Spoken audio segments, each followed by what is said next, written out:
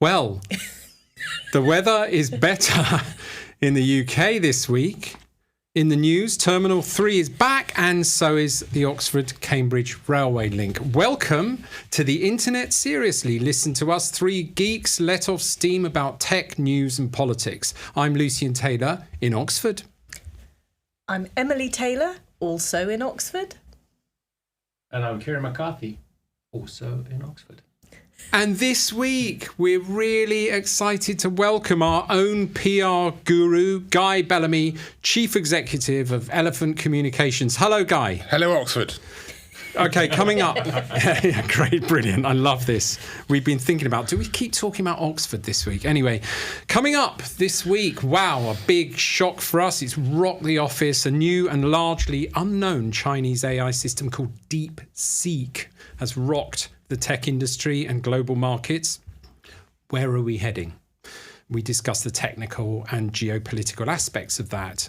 Next, the Oxford Mail reports that according to Chancellor Rachel Reeves, the so-called Oxford-Cambridge Growth Corridor has the potential to be Europe's Silicon Valley. Seriously? Finally, before that, Emily's going to be talking to Guy about setting up a lockdown radio station and how Elephant has remained an online business since. Thank you very much.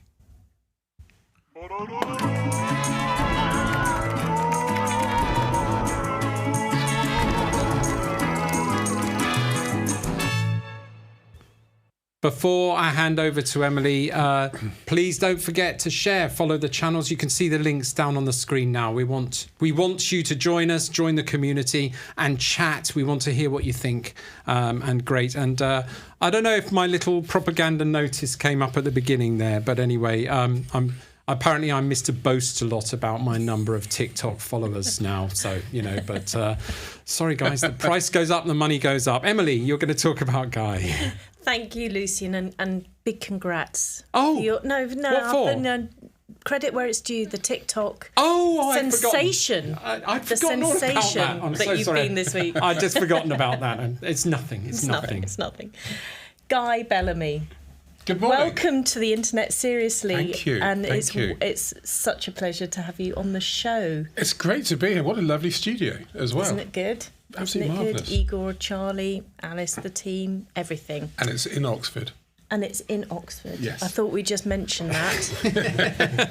So, as well as running a very successful PR consultancy, Elephant Communications, you also have... you also started a radio station in lockdown. In lockdown, yeah, the first week. Why did you do that? Well, I used to do a show a bit like your podcast, outside my day job. And then I packed it in. And then a week after I packed it in, we went into lockdown. And everyone was stuck in their homes and couldn't go out. And I thought, well, wouldn't it be a great thing to do, is to have radio in lockdown, because you can't do anything. So I set one up, and I had an old knackered caravan at the end of my garden, which had been collecting garden furniture for summer after summer. And I thought, it can't be that hard. So I actually did it the wrong way round. I paid for all the PRS and the licensing, so I was committed. And then realised I didn't have any kit. So I thought, well, I have to get the kit now because I paid for it. And it was just one of those... it was just one of those wonderful things. And I think, we're talking about some serious industry issues later, or you are. But I think the thing not to lose sight of are the many wonderful things that the internet actually enables. And for my little story, in lockdown, I set up a little radio station, broadcast each weekend, and it played a really wonderful role, beyond what I expected, to keep people across the UK, even in Finland, with listeners in Sweden, connected as an online community when we couldn't leave the house, supported grassroots bands when they couldn't play shows and couldn't record. And it was all made possible because of this thing called the internet. Can I just interrupt? Sorry, setting up a radio station. When I last heard about people setting up a radio station, they had to, what was it called? Tony, I can't remember. The aerials on things. The aerials on things, and get a boat and float in the sea and call it Radio Caroline after your girlfriend. Well, I have to say, the caravan's on clay. And when it rained, it did feel like a boat. So it had like a motor around it. Yeah, but isn't it a big deal to get a licence? Or are you... internet radio, there's a whole new classification now with community radio as well, but internet radio. So you have to get your licensing done, you have to do your PRS and PPL and do all the right things, which Is it expensive? Not for too well. It's largely based on also how big your audience is. Right. So let's just say So if you're starting up, it starts cheap, and then you want to. And then you don't care. Well, then you want to manage your success because you think it's nice to have listeners, but it's expensive. No, it's just the thing that was nice about it for me, and I'm not a techie. I learned a lot of skills. I learned how, it's a bit like your podcast, you learn how to get things and put them together. And I think that was one of the great things looking back on COVID, despite the enormous hardships, pressures, fears we all had each day, particularly before the vaccine, is actually for many people, it also brought out a spirit of defiance, of resilience, of innovation. I never would have imagined to set up a radio station had it not been because of where I found myself. And there's a kind of sense of rebellion in it because you want to keep normality going. And it was a journey. And I think the highlight of it in August 2020 in the second lockdown is I kept doing new things. And I thought, let's do a festival. And we did a 3-day music festival on the station. Sorry, in your caravan. So was that like? So did you have breaks when you slept? No, it was non-stop. It was So a it's a festival sort of hours. like an online Glastonbury. It was 5 to 11 on Friday, and then breakfast till midnight Saturday and Sunday. What do you mean Glastonbury? We haven't talked about the content of the That follows. So anyway, but we had 107 bands do sets. You're joking. And we had all-female headliners. We had Deborah Bonham headlining Sunday. We had Melissa Etheridge from the States doing Saturday Was this night. still in lockdown? Yeah. And it was all how on did the radio. the bands get together? Well, the bands either did live streams or they recorded sets from their bathrooms, from their kitchens, from their whatever. Amazing. And then we had a well-being theme to it as well, because obviously well-being is important to musicians. It's important to us. We got lockdown. So people who couldn't record, we did 30 or 40 interviews on well-being and mental health and the arts and the role it plays. Wow. And it just went out non-stop. And the audience figures were great. And I felt as it was happening. I thought, but also music, don't you think, has a huge role in well-being for your listeners as well as the musicians themselves? I think. I mean, it's a separate issue, but the tragedy facing grassroots venues and grassroots music, and particularly with lockdown and the pressures that cast, I think the weekend did something very special. But it wouldn't have happened had we not gone into COVID, and it had to happen. But it's also an example of how technology has enabled you to do something that would have been really beyond the means of a single person, just almost on a whim deciding to do something. But, your business, PR, the press, has had a huge assault really over the last 30 years from technology. I mean, I was looking for up-to-date figures. The most recent I could find was from 2008, where they reckoned something like 70% of newsroom jobs had been lost over the last 25 years. How has the job of PR changed with technology, and how has Elephant, managed to survive and thrive in that really tough environment? I don't see it as a conflict. And I think because our business, we had an office before COVID, and we had whiteboards and the things PR firms have, bean bags and all those perfect curve things, joking. We went into lockdown. We had to learn how to adjust to lockdown with our servers, with using the cloud. I'm not very techie again, but we learned. And then we worked a way of working, of talking 3 times a day, of brainstorming online. By the end of lockdown, no one wanted to go back to the office. So in some ways, technology enabled us. But I also think with communications, something I've noticed since lockdown, and I think we've discovered ourselves, the old-fashioned stuff of meeting people face-to-face for briefings, for exclusives, which you've done, has actually never been more relevant. So I think technology is an enabler. I think it cuts the fat out, actually. Right. We're drifting into your online business, which I want to talk to you about in a bit. Well, Emily does, but I'm not. The online business. Well, there's more to say about why you've remained online. But before we do that, I just want to stick for 1 minute on the radio station thing, because you got Guy Bellamy, PR, and why music? You could have had a talk show. I know that you're shy in retiring and find it difficult to talk. You don't like to talk very much. But why? Very shy. Why music? And it's a rhetorical question because I know the answer, because a lot of your clients are related to music. Tell us a bit about that. Yeah, we've got music clients. We work for a number of major orchestras. The Royal Philharmonic is the most long-standing. Wow. We support a few grassroots music festivals.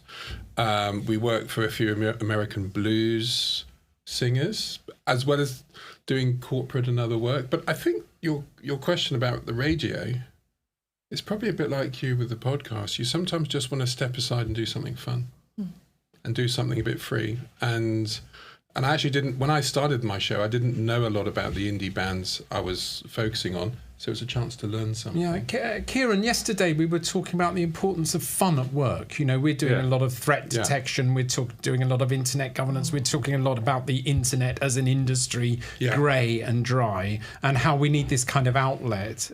What do you think about that? I was just thinking about what I did during lockdown. I renovated my entire house, and my wife learned how to bake sourdough. Yeah. But and I think we all found our little. We all found new skills, didn't we? Yeah, and I loved it. Yeah. The question I have for you is there a recording of it, or was it just it was done and it's out there and it was a moment? One of my being old-fashioned, I do have some desk copy stuff, but the whole point was it's live. Yeah. If you miss it, it's not on Mixcloud. You can't listen again, because there was such a community of people that used to tune in and talk to each other on Twitter while the music was playing. That, I think, in lockdown was as much, it was the social aspect. Yeah. So social media linking in. People who lived on their own could meet people each weekend and make friends. And so I just think it's something I finished now, because with lockdown, you've all got to get out your caravans. But for me, I'm often quite critical of the internet and apps and AI, and I get very victim elder about things. But I think the thing none of us must lose sight of is the internet in its essence is about wonderful outcomes which are possible, and that's, I think, what we also need to time. That comes to the next point I am interested in is how a PR company, you say you've sort of remained an online business and what that means. Before we go on to that, next it's time for our Guilty Pleasure Online.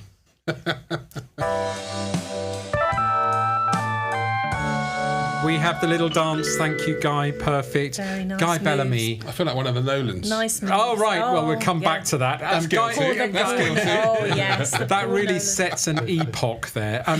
Guy Bellamy, what is your guilty pleasure? It links to the radio thing. And it's something I do every Thursday, and it might mean I have to throw a question to you. But I'm one of the things where I'm very old school is I still enjoy listening to physical music and buying books.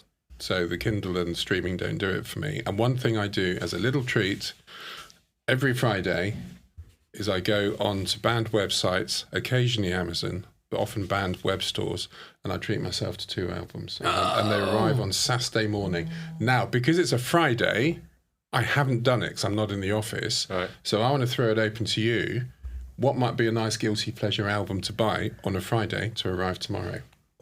Oh, we were listening to Dire Straits. Thank you. We've been there, Guy, and actually you bought me a great box set of Dire Straits Live, which I think is absolutely wonderful. Can I ask what the format is? Is it CD or is it vinyl? CD. Classical CD, because you don't want hisses and jumps and you don't want to turn it over. If it's blues, jazz or rock, vinyl. So I was listening, I've been thinking a lot about Ireland recently, which is where my family are from, and I suddenly remembered we went to Ireland over Christmas and had a walk around Dorky, and Dorky is where you're not building Bono up to lives. Westlife, are you? I'm not building up to do you remember Enya? Oh yeah, Orinoco Ding Dongs. Yeah. She had a castle. I haven't She's even got a listened castle. to Enya for ages, and also her family band, which was Clannad, which was huge. Do you remember the theme from Harry's Game? So I was thinking, gosh, what's the big Enya one? Orinoco. How does that go? No, I was going to say no. Sail away, sail away. Don't, guys. But the one thing I was going to say, there is certain music you can sing in the shower, the Radox Power Scrub in the morning, but Enya is not one of them. No.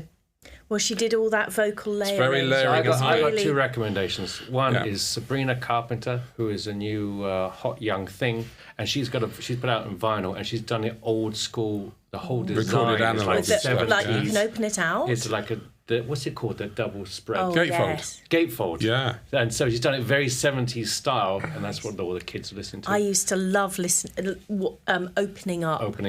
Michael Jackson. Reading the lyrics and seeing the Just pictures. studying that's it, what looking she's at done. the pictures. I haven't got a particular ask, but what you've been doing, I notice, is tidying up our classical CD sets. Few and saying, suggestions. Chuck away that, put that one straight went in the bin. One went in the bin. Yeah. Yeah. Right. And sending us then some beautiful recordings. So yeah, I don't know the publisher that you consistently say, no, that's crap. Throw that in the bin. It's Deutsche Grammophon. It's just nice for Grammophon. me, as a dad, as a walking the dog, having children, all the lovely stuff. For me, it's just nice to wake up on a Saturday and either have a new record to put on or a new book to look at. It's just a little lift for the weekend. And I do it all online. Wonderful Guy, fantastic guilty pleasure online. So just finally, a couple of words with you about, how does a PR company, and we've had some fantastic lunches with you in London and stuff, and you, I don't want to say old tummy school. doesn't come from nowhere, But well, let's not go there. But you are what I call. I don't think it's old school. I think it's actually new school. You're not a digital PR guy in the terms of getting people together. So you'll develop deep and meaningful relationships with press and PR and journalists out there, and actually get us to all know each other. And I think I'd rather know 2 or 3 journalists. In a deep way, the way you can come back and you can talk to them as mates, rather than 300 who know you from the internet. Yeah. But you say that you've remained an online business. Yeah. What does that mean? Well, we've gone from bricks and mortar of having an office and people driving to work and then working late. We had to learn to work differently in lockdown because we're not, I would say, tech savvy, but we really learned to. And we not just looking after clients, but looking after each other and looking after development and well-being of people, having fun, but meeting deadlines. And I think both from a sort of a network and software point of view to a communication point of view, and we've all got families. We're all a bit older in our team. So actually having the better work-life balance that comes from being more efficient and finishing work at 5:30 and doing the school run, which are things to enjoy. I think, although we found it very hard, I think by the end of lockdown, we were fitter, healthier, more efficient. Yeah. And I put it to the vote to the team. And I said, what do you want to do? Do you want to go get an office in Borough Market, or do you want to stay remote working? And everyone said we want to stay remote working. And I know there's a big move from various governments to get people back in the office, as though it's still dealing with an issue that if you're working from home, you're watching Game of Thrones or something and you can't be working. But again, this is another thing that I think the internet has enabled. My team now, Scotland, Cornwall, Paul, who works with you in Cornwall, Wales, Peterborough, we hire the best people we want because we can hire from wherever they are. We can't actually have a physical team meeting now because they're all over the UK. We've also been able to employ people who, through disabilities or through situations, they can't travel to an office 5 days a week. So it's more DEI and inclusive. And again, I just think, although there's things about the internet I don't like, again, I think the outcomes, better work-life balance, better well-being, more direct, more efficient. I think there's lots of things. I think if you use the internet with a positive mindset, you can get great outcomes. Thank you very much. I mean, for us, and we were talking about this yesterday, it's easy to forget that actually we think the internet is a wonderful thing, and we're trying to protect that. We're very focused on crimes and scams and fraud and the infrastructure that serves that, and we can get very lost in that because that's we're trying to pull it back, aren't we, Kieran, to something that we'll get there. We'll get there. I mean, we're struggling with it now, but then we keep forgetting the most amazing things are possible. Exactly. It's lovely, and it's lovely to keep hearing those positive stories. So I'm not going to go to your Tech Room 101 because we've got stacks we want to talk about. We're all super excited today. So I'm going to move this on. A new and largely unknown Chinese AI system called DeepSeek has, according to some, rocked the tech industry and the global markets. So Emily, rocked the global markets. Yeah, I was talking to somebody who works in finance. That's not a world that I'm in, and they were saying to me that it's as bad as 2008 in terms of the panic among markets. And what does that mean? What does 2008 mean? So that was the global financial crisis where markets just absolutely plummeted. Tech bubble bursting. And so I think those of us in technology have, we've all been eye rolling about all of these, like, and our new startup, and we use AI this and AI that, and it's almost like you have to lace whatever you say with AI. And the sort of cycle of investment trends with technology tends to go, there's a new shiny thing, it attracts a ton of investment, and then something happens to wake the investors up from their trance. They panic, they realise they never understood the technology and it was probably never that good and it was probably overpriced and overclaimed, which we all know is true for AI. Yeah. And then they kind of flee.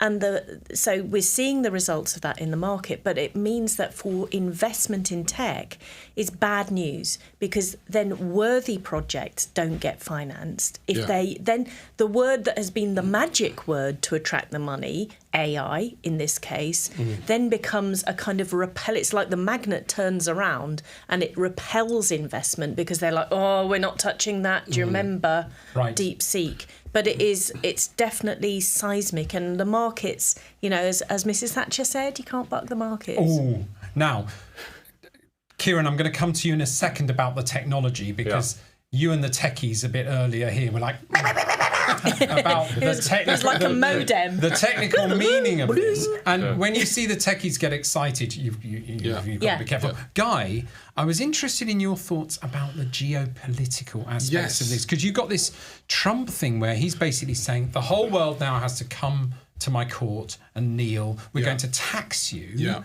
unless you invest in my vision and my dream. And they come out with this app. The app is free. It's the most downloaded app in the Apple Store. Where does that leave us, and what about Europe? Well, the question I have for two questions I have for you, because I'm not expert on this. Two things. Firstly, if you can maybe the viewers may find this helpful. There's clearly an issue here between the US and China. The US wants a monopoly on it seems AI, and that's where the investment things go up. And in simple terms, it seems like the Americans don't want to give stuff to China. So question one, why should America presume to be dominant on AI? And secondly, maybe explain why some people in the West might be concerned about the rise of the East in China, because it's not just about AI, is it? No. So a few thoughts. So China is very open about its ambitions to become a tech superpower. Yeah. And Kieran, you and I were talking about this last night, that America, some people have called DeepSeek AI's Sputnik moment. But when the actual Sputnik happened, that was when, of course, Russia won the space race during the Cold War. America was completely devastated and reacted by going, right, we are going to innovate the hell out of this. And what America seems to be in at the moment is a cycle of fear. So it has been used to being technically dominant, the most innovative country. I mean, its economy is massive. Silicon Valley and California could be in the G7 on its own. So it is really ahead. But instead of going competition is healthy, this is a healthy thing, they're doing sanctions, protectionism, and really a containment strategy. They've seen China coming.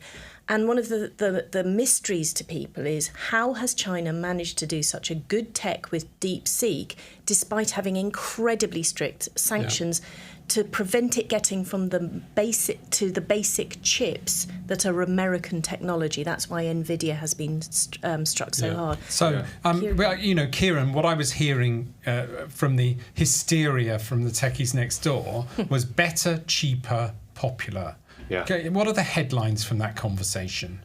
DeepSeek is better. You ask it a query, it gives you a better answer. That's number one. I mean, that's fundamentally why people shift. Is it? I mean, Emily immediately hacked that by getting our Alice, a researcher, ask it about Tiananmen Square, and it blanked it. It ghosted it. It didn't answer that. And then you ask about something and like... And that goes to Guy's question about why are people worried about China and should tech? they be worried? Yes. Yeah, you ask them, okay, but setting aside little Chinese little things... is that a killer for it? No, not at all. Because how many times do you want to know about Tiananmen Square?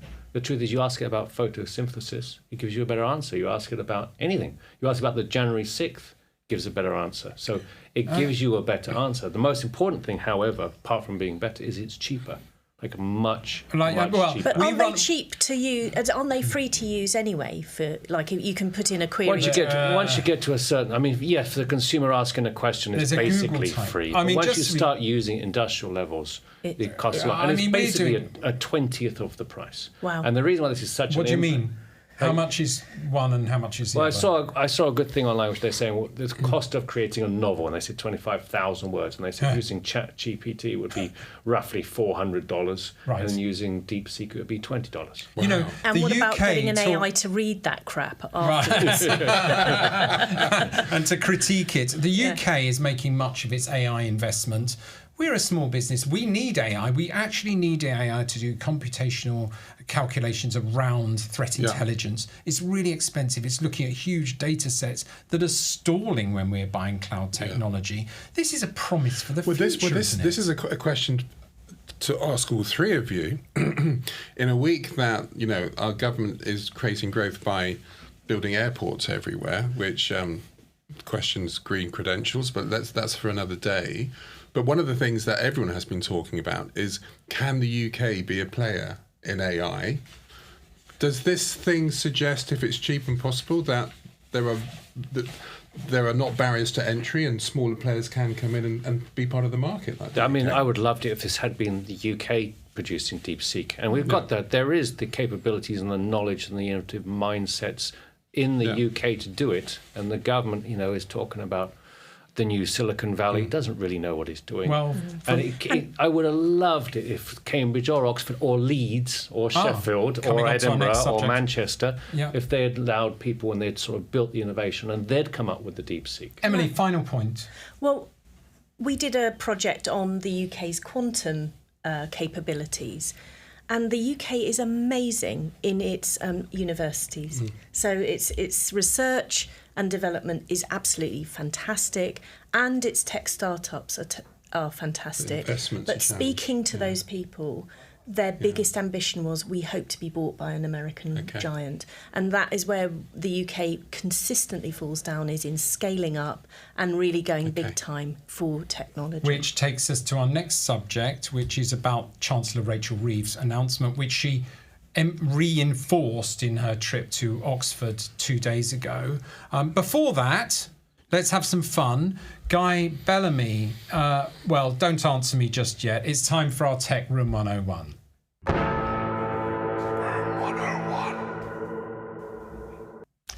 Hello, Guy Bellamy. What is your Tech Room 101? What would you like to chuck in the bin forever? This will sound boring, but it really gets to me, being a newsman, is when I do Google searches for news, and you click click on a piece of news, and it's you've got to register first. If you've got to register, you shouldn't do a Google search. Oh, but that's anti-news revenues, Guy. If you've got to, if you've got to register or pay to get access to a newspaper, it should be in the sponsored page, not in the news page. We weren't quite expecting that, because I read last night that you were going to do cookie notices again. We had a whole gag. I hate those. And the guys just didn't do the gag, so maybe they knew more than I did. That's a big one too, because another thing that annoys me is when you have terms and conditions. I remember when I got my Apple products or any products, and they give you an 8,000 word thing, knowing you're just going to press I agree, and then the cookie I agree, and It's getting to a culture where no one reads anything. No. And I know it sounds like Victor Meldrew, but actually, if we're creating a culture where just tick things, don't have to read them, I think that's also why people fall for HMRC scams and other things, because the internet has got to get people to take a breath and read things. Yeah. So and it becomes something you click through to get to the content. You don't have to read it, just take it. There was a study that showed that if you actually read all the terms and conditions, it would take thousands of hours. So you wouldn't actually have any time to do anything. So how have we not yet got to the point where if you want to read a news story, you get charged 1p. Yeah. And it just happens, and you just agree and you have a wallet and you have £10 in it. You go, you've run out, you need to put another £5. How have we not got there? But for me, it's just the way I am. I look at news, you click on the news page, the headlines, it comes up, look at BBC News, you want to read the story. For me, it really annoys me when you click on it, certain newspapers and titles are online titles, and it's like, you can't read it until you register. It's like, well, don't be on a Google search then. Thank you very much. Lot to get through. Yeah, and dodgy registering for anything. It's like, why do you need all of this? Yeah. Thank you very much. Lots to still get through. The Oxford Mail, quite bitter really, reports that according to Rachel Reeves, the so-called Oxford-Cambridge Growth Corridor has the potential to be Europe's Silicon Valley. What do we take of that? Emily, you were talking about this Oxford-Cambridge thing. Does it really have the? I just don't get this. It's time.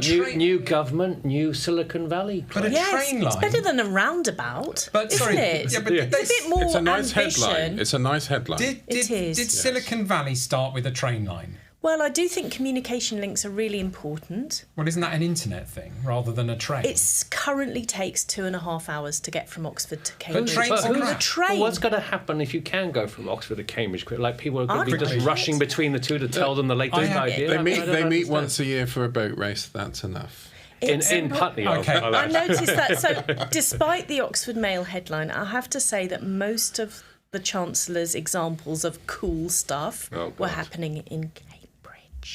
Okay. Cambridge. I just want to Oxford. clear up something here. This is a Cambridge girl. She was born in Oxford. She went to Cambridge, and it comes through. It's insidious. You just like little defensive. I do think transport links are really important because at Cambridge, particularly, less so Oxford, Cambridge feels really isolated. Even from London. But it feels like a little island in the fens surely this is where you go and you stay there. But you're talking about college reunions, aren't you? No, you're talking about how difficult it is to go back to whatever it was. But if you want to attract staff, it is ridiculous that you can't get directly. Bletchley Park was chosen in the war because it was midway between Oxford and Cambridge. And so you tie in three. And these are absolute centres of excellence. However, I do feel that the Oxford Council will have its own way. It may take, now 50 minutes to get from Cambridge to Oxford on the train, but to get to your workplace with all the traffic schemes, it will take another 2.5 hours. Oh, that's a huge Lib Dem bashing subject. Can I throw something in the pot? Candidate. Living 6 miles from Gatwick. Yeah. Okay. I was furious at the news on the airports in London. Are they doing a third terminal at Gatwick? Well, they're allowing the taxi thing to become a runway, which will help a pension fund, I'm sure, get backing. I allegedly. I just find it really, with young children who come home and nag me about being green and the climate being an issue, and all these politicians doing white papers and standing up on green issues, and then to throw the towel in and build some. Gatwick is not even at capacity, and if you want to support business and support growth, invest in these tech startups. Don't put taxes on national insurance. On small businesses. We don't need white elephants which make good headlines. If we're not part of the EU because we chose to leave and we're having tariffs from America, the question is, so who's going to want to come to the UK? Actually, what we've got to do is create competitiveness through tax incentives, through grants, through investment. Kieran, haven't we passed this? We've had old Labour come back in now. Yeah. We've had the old kind of tax them and kill them, class wars happening, taxing private schools and stuff. And now they've panicked and they've flipped because there's no growth, and now they're going, we don't care. Well, this is what I'm really irritated about. It's like literally our chancellor typed in the chat GPT, how do you cause growth? DeepSeek. And it's like, oh, you create a new Silicon Valley and you put in new airports, and that's what we're going to do. What really bugs me is... Do you think it will work? No, I don't think it'll work at all. But what they're ignoring is the entire rest of the country. It's London, Oxford and Cambridge. So rather than keep trying to squeeze more out of build an airport in Stoke or Newcastle. Or Exeter. You went to a Russell Group. How do you feel about the Oxford-Cambridge Railway without Exeter being part of it? My experience at university was very different. I chose to turn Durham and Bristol down to go to Exeter in the late 80s, which Durham was not impressed by. But I wasn't going for academic points. I was going to have a good time. But still, if you're talking growth, social. connecting Oxford and Cambridge is not the answer. What you should be connecting is Sheffield and Manchester and Liverpool and that band of big cities. All the stuff they count. It takes forever to get Isn't that across the the Northern Powerhouse? What happened to that? Isn't that the big train from London? I can't remember the name of it. The HS2. The HS2. No, Where is connect that? up the north. I mean, they're not. Guys, we're getting our trains. But all this infrastructure stuff, building airports, building high-speed things that never get finished, and all this stuff. I had a meeting. I'm in Sussex. I had a meeting in Wolverhampton on Monday. I drove there. I was there in 2.5 hours. This is a very small country. Yeah. All right. So let's not worry about this. We're not Canada. We're not North America. We're the UK. You can drive north to south in a day. Let's focus on the things that really create growth. You talked to Emily. Go back to that about the great ideas and innovation coming out of our research teams. The problem is there is an investment to grow it. Yeah. No. Let's do the things that create growth rather than the things that maybe create headlines. Thank you very much. Yeah, I'll go with that. Well, we've had super topics. We're going to come back to all of those. Before I finally wrap up, Voice of God, do we have a comment of the week? We do have a comment of the week. That is the voice of Hello, God. everyone. Hello, Voice of God. Hello. Are we going to have a chat? It's good to be back. Yes, Very good great to to be have back. you Yeah, back, yeah. Voice of God. So, comment of the week. This is in response to the not AI lawnmowers, but just, is it an AI lawnmower? I guess it must be. No, it's it's a not robot. It's a robot. It's just a robot. Okay, yeah. This is in response to our lawnmower clip on TikTok. This is from Eb Norrish, who says, imagine feeling sorry for a machine that does something all day, every day, but for humans it's expected. And yeah, I do think they're adorable too. Oh, that's very sweet. Thank you, Eb Norrish. And I mean, quite a good. nice. That's close a to nice my point heart too. because I got 22,000 Oh, hits Really? talking about did this, you? Kieran. And you've not mentioned either. I'm sorry. She's not I mentioned. apologise if I've already mentioned it. These things slip my mind, But what I was interested in was I was feeling very sorry for the robot because we could see it from Ditchley House in the garden, 2 headlights like lights, working day and night, and that's very sad. I think that's a sad thing, and we Maybe want it takes pride in its work, It did feel it's so. You just want to humanise it, Update don't you? the software. No, I felt really sorry for it. I thought, Job what well a life. done. Yeah. What a well, life. I think, Guy, it's this emotional impact. What I think got me the hits on TikTok was. Did you get 22,000? Was it? How many? Oh, I don't know. Lucian, how many was it? I don't know. Could be 23,000 now. Oh, it By could now, be now. it's So probably it was growing a all the time. sensation. Anyway, Guy, I was going to talk some guff about the linking emotions and human factors with robots, because I think that's what we're all doing with robots, aren't we? We're just moving towards this sort of trying to make them more and more human. We started with just eyes in the dark, but I think the important thing is that we don't become robots ourselves. yeah, We've got I think that's Eb Norrish's point as well. Well, I feel sorry for the want to robots. throw What in about a bit of news on that. The Writers Guild in the US is now looking at doing a human-authored certification for its books. So we're basically going to have to prove our own humanity, like organic produce now. Oh, that's It's a like huge topic. Human-produced. That's going to be the thing that you have to prove. that's- And Everything else is going to be machiney. Actually, that reminds me, dating apps are now doing a liveness test. So when you sign up to a dating app, apparently, you not only have to produce your government ID, but you also have to strike some poses in I'm response sorry, my to mind, instructions. the imagination is racing. We've got to I'm prove... just telling what that's what I've 22K, heard. I've got to talk about this. So this in more is depth. to make sure that it's actual humans Yeah. on the dating app rather than robots. But the big thing on AI, I think, though, as a parent, I think we all are, is I think rather than focusing on the now, I think we need to be giving thought to what children need to learn at school in the world they're growing up in. Because some jobs won't be there, some jobs won't be needed. What skills are needed and what do they need to learn, and how do we prepare them for that? Thank you very much, guys. We're out of time. I've got a shopping channel to launch. So we've been talking about TikTok! we've been talking about TikTok, a new and largely unknown Chinese AI system called DeepSeek, which has been rocking the tech industry, our office and global markets, and also the Oxford-Cambridge growth corridor, which has the potential to be Europe's Silicon Valley. Thanks very much.